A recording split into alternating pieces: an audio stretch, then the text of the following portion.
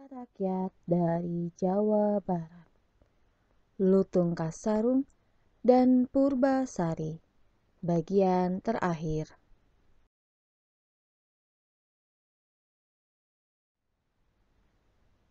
Tanpa diketahui Purbasari, Lutung Kasarung memohon kepada ibundanya Sunan Ambu.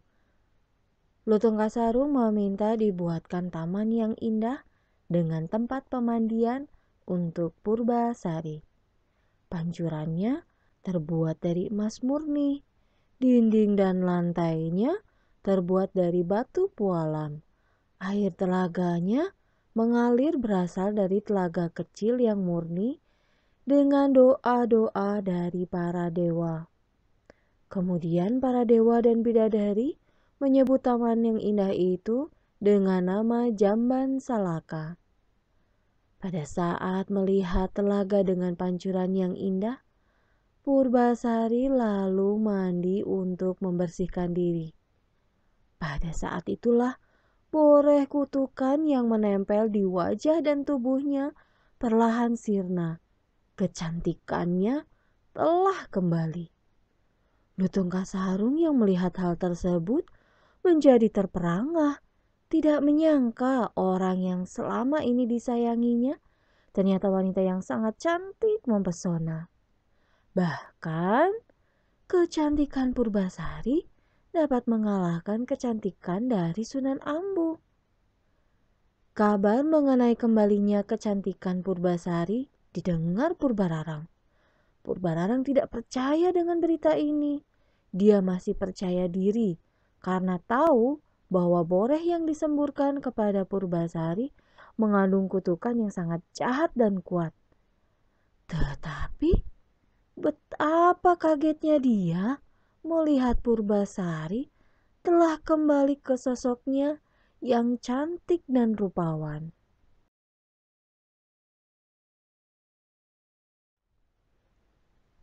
Purbararang khawatir telah kembalinya kecantikan Purbasari. Dia khawatir karena Purbasari akan mengancam tahta yang saat ini sudah dikuasainya.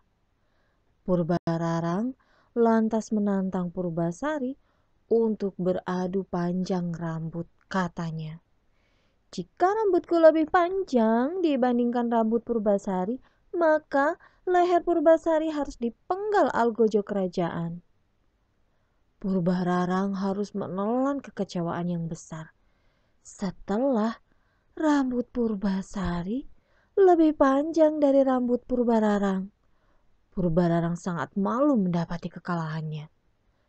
Tapi untuk menutupi kekalahannya, Purbararang menemukan ide dan tantangan yang baru untuk Purbasari.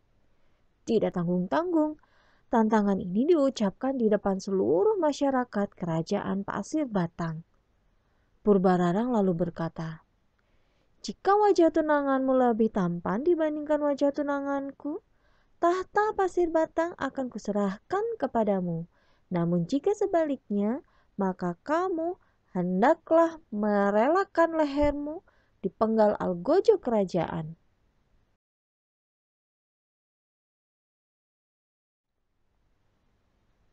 Purbasari paham dia tidak akan mampu menang pada tantangan kali ini. Tiba-tiba dia menggenggam tangan Lutung Kasarung dan membuktikan cintanya kepada Lutung Kasarung yang membuatnya kuat dan tegar. "Aku mencintaimu, Lutung, dan ingin engkau menjadi suamiku." Lalu Lutung Kasarung berlinang air mata, kemudian menggenggam tangan Purbasari lalu mengusap air mata di pipi putri cantik jelita itu. Lalu Lutung Kasarung duduk bersila dengan mata terpejam. Mulutnya komat kamit, terlihat asap tebal menyelimuti tubuh Lutung Kasarung. Tiba-tiba sosok Lutung Kasarung yang wajahnya jelek tiba-tiba berganti menjadi sosok Pangeran Guruminda yang sangat tampan dan gagah.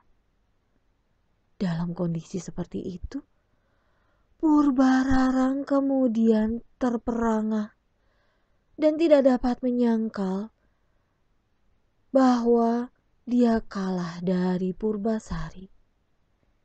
Tidak ada lagi yang dapat diperbuatnya selain menyerahkan tahta kerajaan Pasir Batang kepada Purbasari.